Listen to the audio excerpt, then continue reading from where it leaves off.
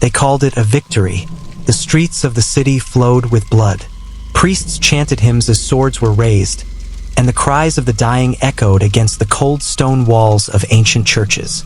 But beneath the banners of Christ, it was not the infidel that suffered most that day. It was Christians, men, women, and children, slaughtered not by Saracen hands, but by their fellow Christians. And in Rome, the Pope said nothing. This is not a story often told in Sunday sermons.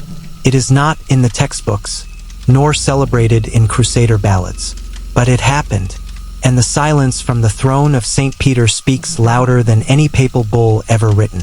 To understand how the Vicar of Christ could turn a blind eye to the blood of believers, we must go back to a time when faith was entangled with politics, when power hid behind piety, and when the cross was used not just for salvation but for domination.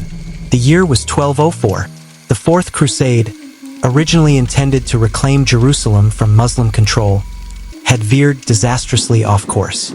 Funded by Venetian bankers and driven by ambition rather than holy purpose, the Crusaders found themselves not facing the walls of Jerusalem, but those of Constantinople, the capital of the Byzantine Empire, the heart of Eastern Christianity. The Byzantines were Christians, Orthodox, yes, and long estranged from the Roman Church, but still believers in Christ, still worshippers of the same God. And yet, they were marked for death.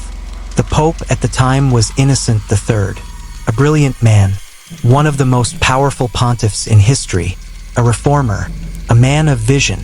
He dreamed of unifying Christendom under his spiritual leadership, bringing the Eastern Orthodox Church back into the Roman fold, and reclaiming the Holy Land for Christendom.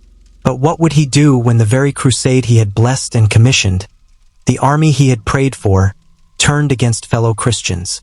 The answer is chilling.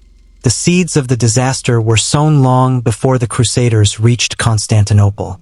The crusade was bankrupt before it even began.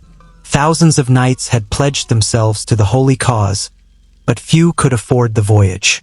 They turned to Venice, a republic ruled not by kings or clergy, but by merchants, cold, calculating, profiteers cloaked in silk and incense. The Venetians offered ships. They demanded payment. When the Crusaders couldn't pay, the Doge of Venice offered an alternative: attack the Christian city of Zara, a rival port. The Crusaders hesitated. Zara was Catholic. The Pope had explicitly forbidden the attack. But desperation breeds compromise.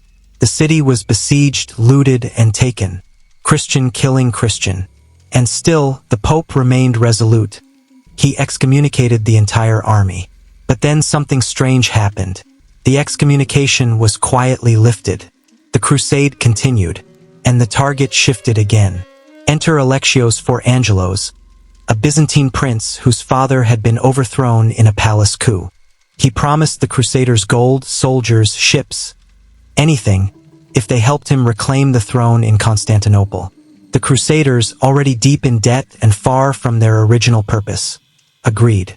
In 1203, they laid siege to the greatest Christian city in the world. Constantinople, with its golden domes, ancient relics, and sacred icons, had stood for nearly 1,000 years as the seat of Eastern Christendom, fell within days. Alexios was installed as co-emperor. The Crusaders waited for their reward, but the treasury was empty. Tensions rose. Riots erupted. Alexios was strangled in a palace coup. The fragile alliance crumbled. And then came the fire. In April 1204, the Crusaders launched their final assault on Constantinople. They breached the sea walls and stormed the city. What followed was not war, it was carnage. Churches were desecrated. Nuns were raped. Holy icons were smashed. Entire families were butchered in the streets. Christian killed Christian in a blood frenzy that lasted 3 days.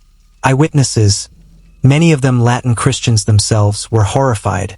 A French chronicler wrote, "How shall I begin to tell of the deeds wrought by our pilgrims in the city? Alas, some of our men, and I shudder to say it, acted like enemies. They spared no one. They took the lives of women, children, the aged, priests. They even tore down the altars and plundered the churches. Not even the house of the patriarch was spared." And yet, back in Rome, Pope Innocent III received the news not with condemnation, but with celebration.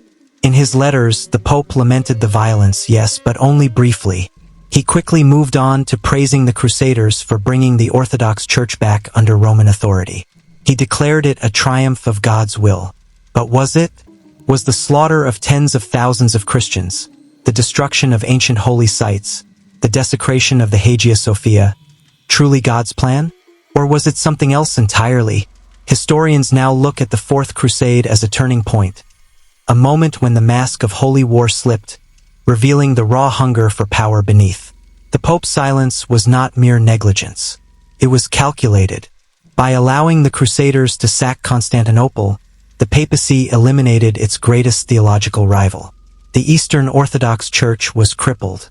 The Byzantine Empire never recovered, and Rome emerged stronger than ever. And yet, what was lost? The division between East and West, already deep, became a chasm. The spiritual unity of Christendom was shattered, and the blood of innocents stained not just the swords of warriors, but the conscience of the Church itself.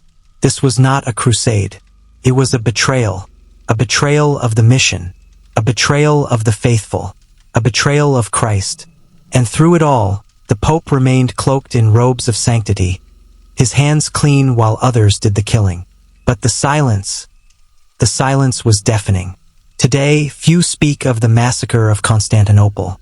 Fewer still remember the Pope's role in it. But the echoes of that silence remain.